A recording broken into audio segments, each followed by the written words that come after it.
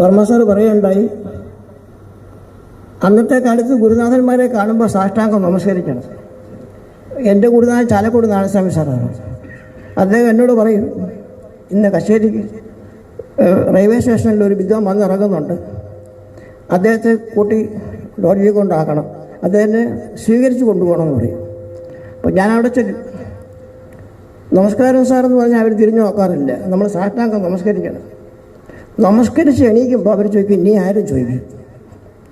അപ്പോൾ പറയും, ഞാൻ ഈശ്വരവർമ്മ ചാലക്കുടി നാരായണസ്വാമി സാർ പറഞ്ഞിട്ട് വന്നിരിക്കുകയാണ് എന്ന് പറയും. അപ്പടിയാ, ആനന്ദി പെട്ടി എടുത്തുക്കോ. ഓ സന്തോഷം. ആ പെട്ടിയെടുത്ത് റൂമിൽ കൊണ്ടുവന്നിട്ടു. അപ്പം ഇനി സായന്തരം വരണം, ഇത് പെട്ടി തിരുപ്പി കൊണ്ടുപോകുന്നത്. അപ്പോൾ അദ്ദേഹം അടുത്ത വർഷം വരുമ്പോഴും നമ്മളെ ക്ഷണിക്കും. തീർച്ചയായിട്ടും ചിലവാകും.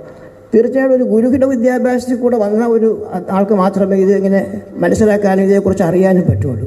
അങ്ങനെ ഞാൻ അന്ന് മുതൽ പഠിപ്പിച്ചുകൊണ്ടിരുന്ന കാലഘട്ടം മുതൽ പറയുകയാണെങ്കിൽ, അന്ന് സാഷ്ടാംഗം നമസ്കരിച്ചിരുന്നു. വർഷങ്ങൾ കഴിഞ്ഞപ്പോൾ നമസ്തേന്നായി. കുറച്ചുകൂടെ കഴിഞ്ഞപ്പോൾ നമസ്കാരം ഒരു കൈ മാത്രമായി. ഇപ്പോൾ hello hi, hello hi, hello good morning, ഇങ്ങനെയൊക്കെ ആയി തീർന്നു. കുറച്ചുകൂടെ കഴിഞ്ഞാൽ നമ്മൾ പഠിപ്പിക്കുന്ന കുട്ടികൾ ക്ലാസ് കഴിയുമ്പോൾ, സാർ താങ്ക് യു സാർ. അതും നമ്മുടെ വിദേശത്ത് വന്നവർ കുറച്ചും കൂടെ കഴിഞ്ഞു, സാർ തീർന്നു, ഒന്നുമില്ല.